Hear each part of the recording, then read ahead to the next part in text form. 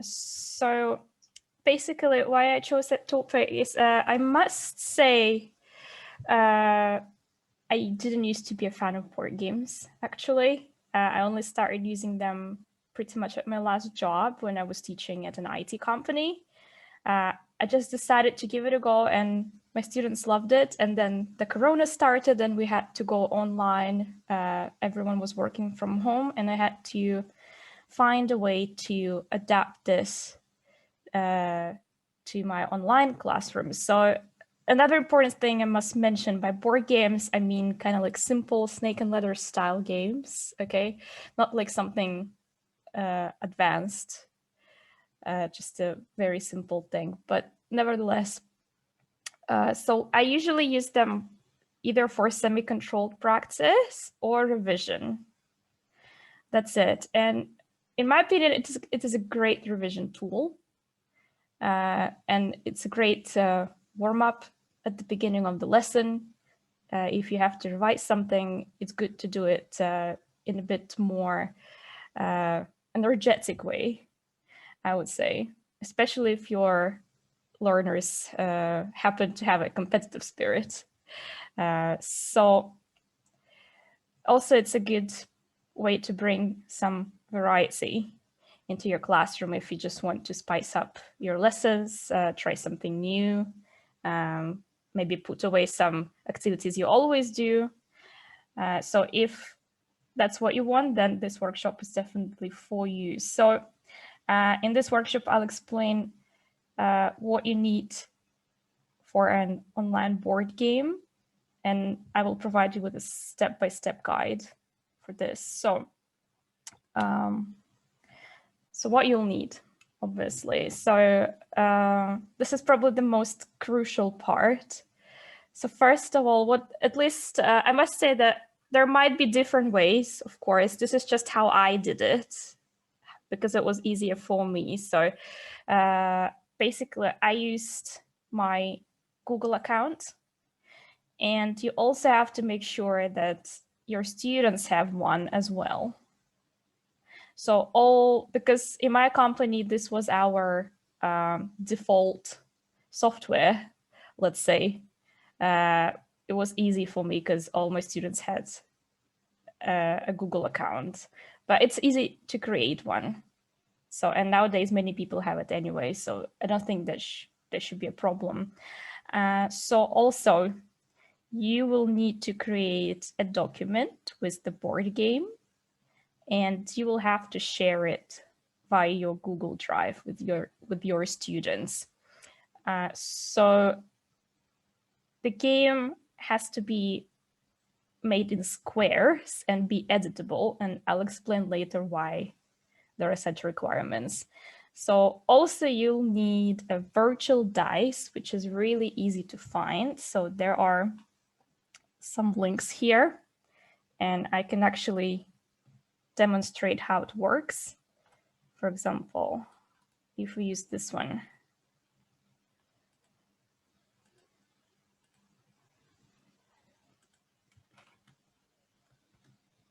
Oops, sorry, it's a bit slow. Okay, it doesn't work. Okay. So I guess I have to change my screen sharing setting. Okay, new share. Okay, this one. So that's how it looks. It's pretty simple. Just press and it rolls. So your students just can use this link, or what else you can do is you can just type virtual dice into Google and it gives you a virtual dice here. So the good thing is you can choose, for example, if your board game is very short and you don't want it to finish too early, you can use a dice with only like, for example, 4 sides, yeah. Or if your board game is quite long and you're not sure students will be able to finish it on time, you can give them a dice with more size so that they had a chance to move farther. So you can control this. Okay, So let's get back to the slides. So, and finally, yeah, so you will have to share your board game with your students. So now creating the board game. So how you do it, that's something I'm going to show you as well. So yeah, by the way, can everyone see my browser screen? It's okay for me. Yeah, if you can see my browser screen, please type yes into the chat so that I knew that everything's fine. So first I can show you some game I used with my students. Okay, as soon as the panel disappears. Okay, yeah, okay, great. So everyone can see it. Perfect, no problem then. So this is one of the games. This is the game with which it all started, basically. I did not create it. I just found the Word document file. And that's how I discovered that this kind of structure is actually the best. So sorry, takes some time to load. Okay, yeah, so as you can see, it's a pretty simple game. Just some tasks, nothing exciting. I mean, nothing difficult. So as you noticed, so there are different squares with the task written on them. So if you share this game with your student, so for example, I have a student here. Let's say it's a student. So I can track where my students are. So when they're doing some certain, for example, they are around square number 8. So I can see them here. Yeah, I can see, okay, this student is currently here. And for all other students, as soon as they select the square which they are working on right now, I'll be able to see all of them, where they are. If someone stuck, so for example, other people are moving forward and some students are still here, then I can assume maybe there is some problem and I can go and help them. So it's really good that I can see where all of my students are currently. Yeah, how they are progressing through the game. So you see, yeah, the student moves ahead. So now how to create this kind of game. So I have a template here.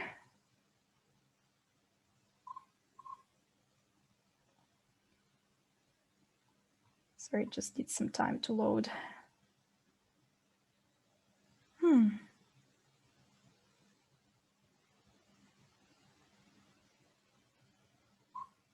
Okay, so it's pretty simple. You just have to use insert and then drawing, new. So then you just choose the shape.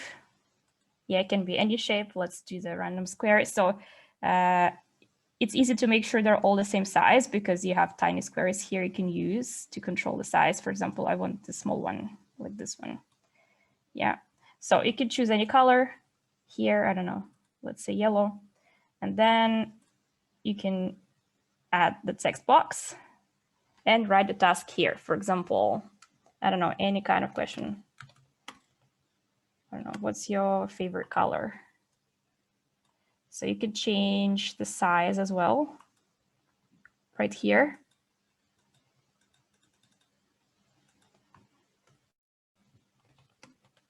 So what's your favorite color? And adjust it to the size of your square. So we can make it a bit bigger. In this case, yep, what's your favorite color? Okay, good, done. So then you press save and close. And you have your square here. So you can edit it anytime. You can edit anything, the text, the color. So it's totally up to you. For example, I can put a number here. Okay, So when you edit it again, you just press save and close. Okay, sorry, it happens sometimes. So you just need to reload it. Okay, so it's here. And then it becomes easier. So you don't have to do the whole process again. No, you can just take your first square. Yeah, you can just take your first square and you can just copy it as many times as you need. And then you can edit the second one, change the color, add the new question. So basically, as a result, what you get is something like this.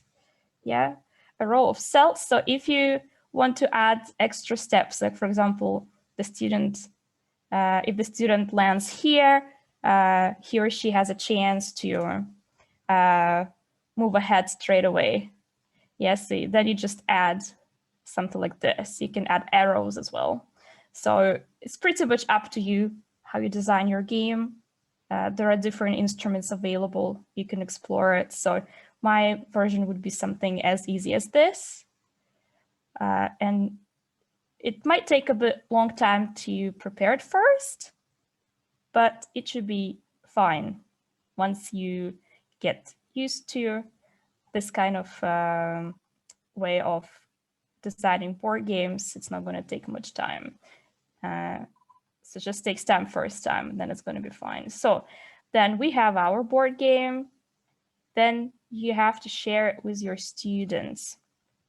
So very important step here to make sure everything works is you have to know how to share it, because there are different ways. So what you need is not just get link, because then if you just do this, then you're not going to see students' names. You're just going to see anonymous animals, because that's how Google Drive works.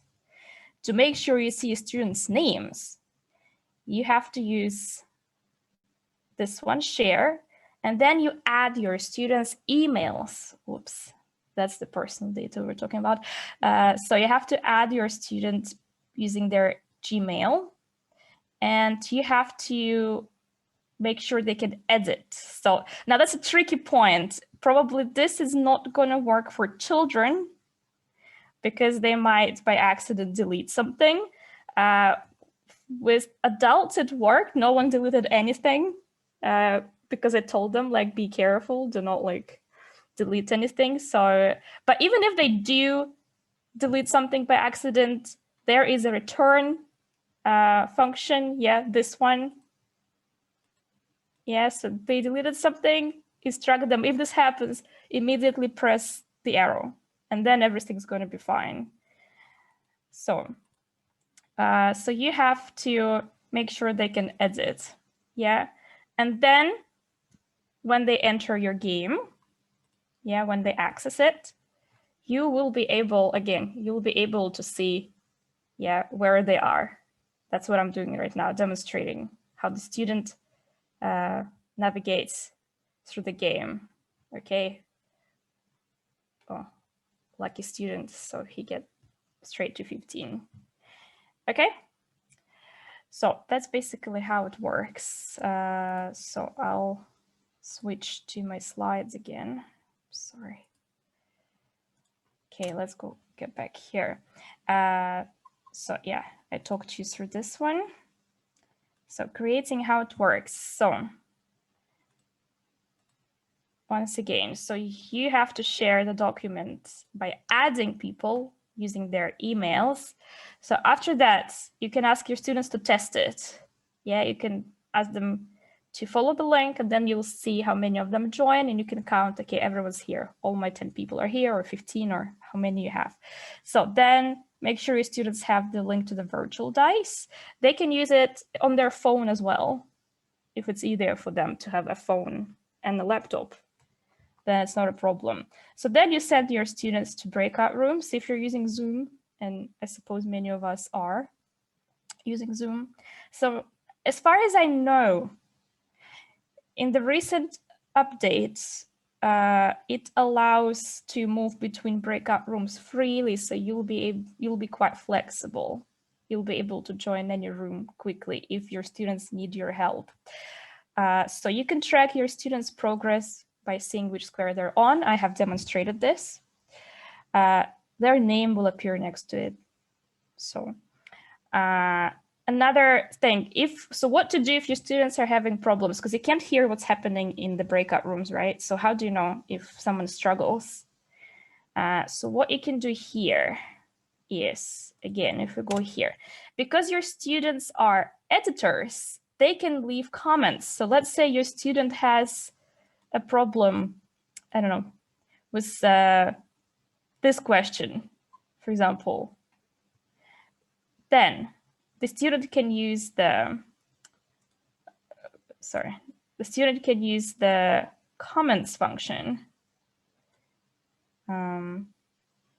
So wait, how does it work? Wait, sorry. Some used to work when I tried it out. Okay.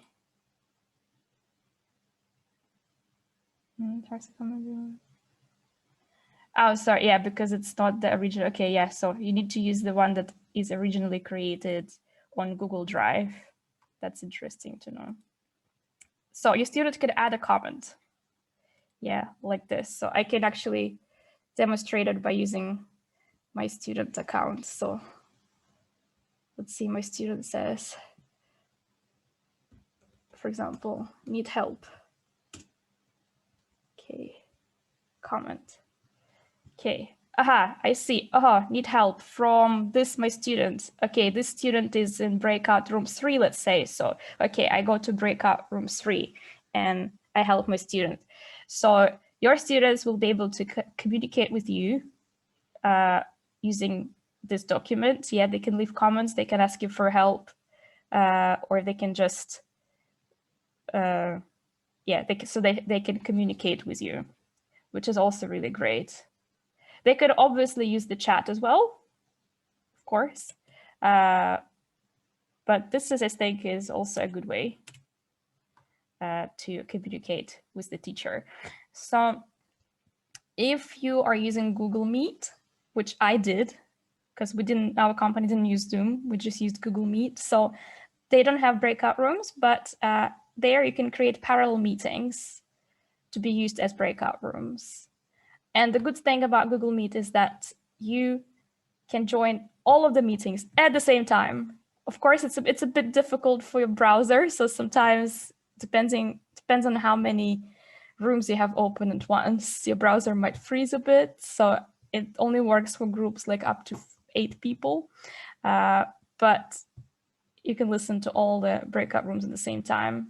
So it makes it a bit easier. But in Zoom, yeah, you just have to move between the rooms, and students can use the chat or the comments function of Google Docs to ask you to help them. So other things you can use in the online classroom are, for example, Bamboozle. I'm not sure if anyone heard of Bamboozle. I'll just quickly show it because it's a really interesting tool. I've discovered it just recently. So you can just create like questions, and then you can play it with your students, 2 teams or more. So for example, quiz function. And then your students choose the answer, they have to answer, and they earn points. So it's a nice thing, my students like it. So I also use it for revision or controlled practice mostly, but you can use it for free practice as well. I mean, there are ways to adapt it. And some other things, for example, you can use Jamboard templates like this one, or you can use PowerPoint templates with different games, Jeopardy, Typhoon, Who Wants to Be a Millionaire. So this all works online. So for those who want access to those templates, there is a QR code. If you scan it, it'll bring you to a shared folder on my Google Drive where you'll find different templates you can use in your classroom. So that will be it. And yeah, that's, I guess, the end. And I hope it was useful. And if you have any questions, now is the time to ask them. Right. And I'd like to step in here briefly before we do the questions. If we could just give a quick round of applause, if you could use either the reaction applause, or if you want to unmute yourself and clap. Bravo. Thank you for your excellent presentation, Lina. Thank you. Thank you. And now we'll go ahead and take some time for questions. You're welcome to write them in the chat and we can respond from there, or you can raise your hand within Zoom and call on you to unmute. Either one is okay. Okay, I have a question from Daniel. Have you had any students use this on a smartphone? You mean the board game? You can unmute yourself.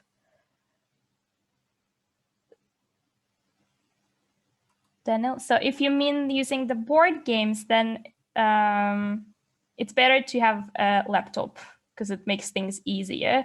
But I'm pretty sure, yeah, the board game. So I guess it's easier if you use it on your laptop, but it should be possible to use on a smartphone.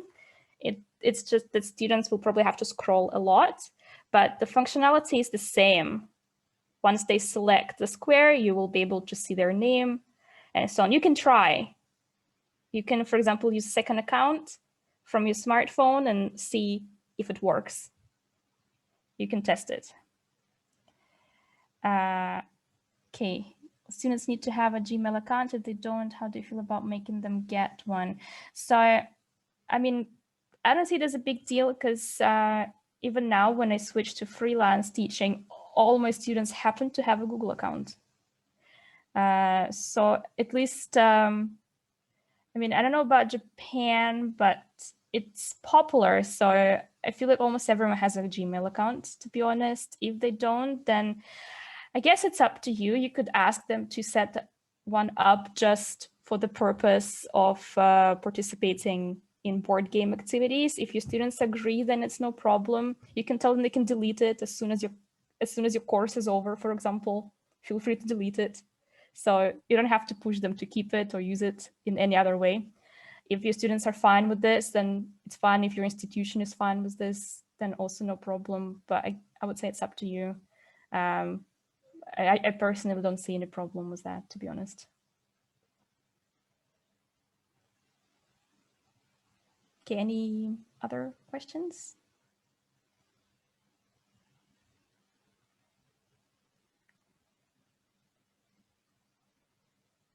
Oh, that's great. I have to copy it as well.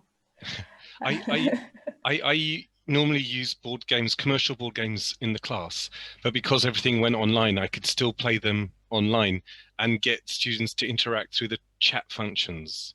It wasn't live chat, but it was typed chat.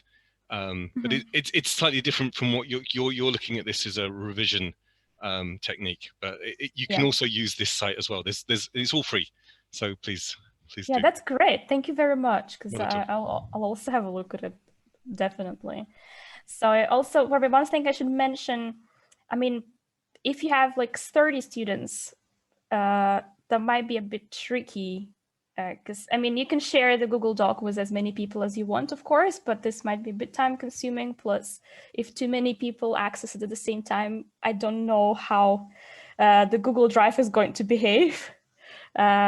Might be some problems. So you should estimate. Yeah, you should see, depending on how many students you have in your class. You can try, but I just warn you that there might be some technical issues if you have too many people. So it's also something to consider, because I used to teach groups up to 10 people and that was fine. But I know that many of us in Japan are teaching quite big groups. So that's something to check, because here I cannot predict what's going to happen, but obviously you can give it a try. Okay. I'm sorry, I'm going to have to step in here because we have another sure. that will be starting shortly. But thank you very much, Lina, for your wonderful presentation. And thank you everyone in the audience for attending. As I said, we're going to have another session in here. So the room is not going to close because there's another session coming in. But if you want to continue talking with Lina or you want to continue these conversations, there is a Hangout room available. If you go into Eventzilla and click the button that says Live Sessions at the bottom of the list of live sessions, you will see the Hangout room. We also have the EME, which is a big green button that you can push, the educational materials exhibit.